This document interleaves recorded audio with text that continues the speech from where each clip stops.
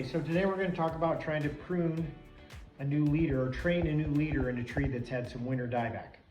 This is a young black cherry tree, and you can see that this dieback, it's died back all the way from the top to about halfway down the tree. This is probably due to winter stress from the drought that we're currently in, at least here in Nebraska and Kansas. Could be a combination of early cold temperatures or late really cold temperatures, but most likely it's from drought. So from a commercial perspective, a growing perspective, I have two choices, right? I either throw it out and start over, and in most cases, if I have enough of these trees in my crop, I would probably pitch this one or give it to an employee to take home for their yard, or I can try to train a new leader.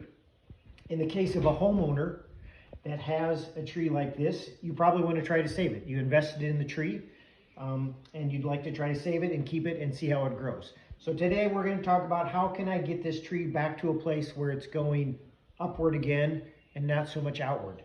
So the first thing we're going to do is we're going to take out the bad growth or the dead growth. And so if we look into the canopy of the tree, we see where the new branches are. We see where the dead branches are. So we'll take our pruners, and the first thing we'll do is we'll make a cut just above that juncture, and we'll take out the dead growth.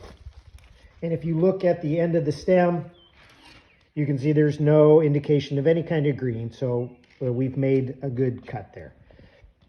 And what I failed to do is leave enough stub to train up the new stem. So we'll correct that as we go here. So the next thing I want to do is kind of clean it up just a little bit because it's busy. The tree has responded vigorously to the loss of the top growth. So we need to clean it up a little bit. And we need to pick the one that we want to be the leader. So I think if I look at this, I like this branch right here to be the leader, all right? And what I should have done is left a little bit of a stub right here. And I'm not going to be able to do that now because I'm doing this spontaneously and I didn't rehearse. And so that's what you get. So I should have left a stub about right here. And then I could have taken my masking tape and I could have taped this new leader to the stub so that this growth hardens off vertically, okay? So let's make some selections here about what we're going to do. What I'd like this to do is to be the leader, and I don't want any competition. So I'm going to take this one out right now, okay? So I'm going to kind of establish a new leader right now. And then I'd like to make sure that this one stays the leader. So there's another piece of dieback. And I'm going to take some of these ones back just a little bit. All right, so I'm kind of establishing which ones are the boss. I'm just taking off some of these here so that we have a true leader situation. And I have a lot going on over here, so let's take out this piece right here, dead piece here. Oh, come on. And let's trim this back a little bit. And when you make these cuts on the side branches, find a leaf that's facing to the outside. Okay, you find a leaf that's facing to the outside because the new growth will come from what's called the node.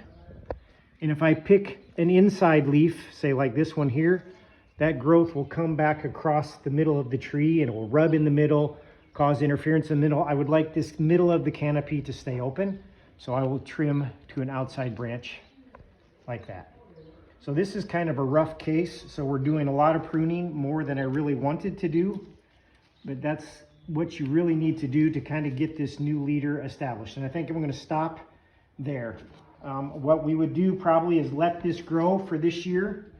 And next winter time, probably in March, late March, early April, before past the danger of a real hard frost and before we have bud break, I would prune these out. I would take these out to about here. You're looking to have about 1/3 of clear trunk to 2/3 of canopy. So that's a quick and dirty lesson, probably not as complete and exhaustive as it could be, but it's a way to get your tree that may have had a rough winter get started growing again.